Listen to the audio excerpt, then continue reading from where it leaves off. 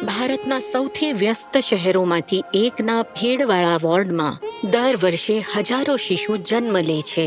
કેટલાક સમય પહેલા ખૂબ જ નાના, અત્યંત નાજુક, દાયકાઓ સુધી તેમનું જીવન હંમેશા જોખમમાં રહ્યું, જ્યાં સુધી એક ડોક્ટરે એને બદલવાનો નિશ્ચય કર્યો.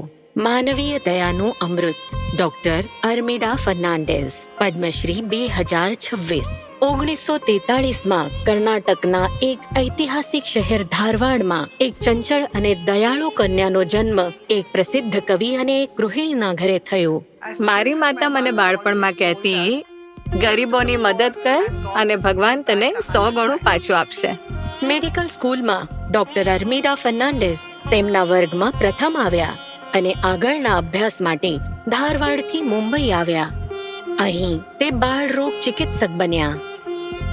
શહેરી જરૂરિયાતમંદોની સેવા માટે તેમણે મુંબઈની મ્યુનિસિપલ હોસ્પિટલમાં નોકરી કરી. ત્યાંના શિશુ મૃત્યુદરે તેમને આઘાત આપ્યો અને ઊંડો પ્રભાવ પાડ્યો. નાના પ્રયોગોના અભ્યાસના ડેટાની મદદથી તેમણે પ્રભાવી પગલાં લીધા. બાળકોને નવડાવવું, ગ્લુકોઝનું પાણી, ફોર્મ્યુલા તથા જાનવરોનું દૂધ અને ઇન્ક્યુબેટરનો વપરાશ બંધ કર્યો, જેનાથી બેક્ટેરિયા ફેલાતા હતા.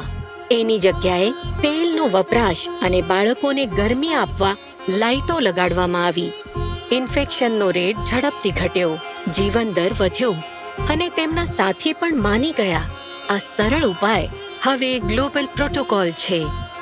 જો કે તેમની સૌથી મોટી ઉપલબ્ધિ એશિયાની પહેલી માનવ દૂધ બેંક શરૂ કરવી હતી. એનો વિરોધ પણ થયો. માનવ દૂધ બેંક શરૂ કરતા મને ઘણા લોકોએ પાગલ સમજી, ખાસ કરીને પ્રશાસને.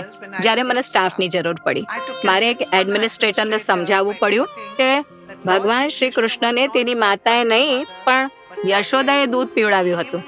માનવ દૂધની થોડી માત્રા પણ આ બાળકોના જીવનને બચાવવામાં મદદગાર સાબિત થઈ.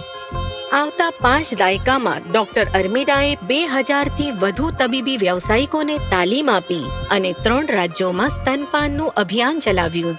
હોસ્પિટલના કામની સાથે સાથે ધારાવીમાં જરૂરિયાતમંદ લોકો સુધી સારવાર પહોંચાડવા માટે ડોક્ટર અર્મિડાએ સ્નેહા નામના એનજીઓની સ્થાપના કરી.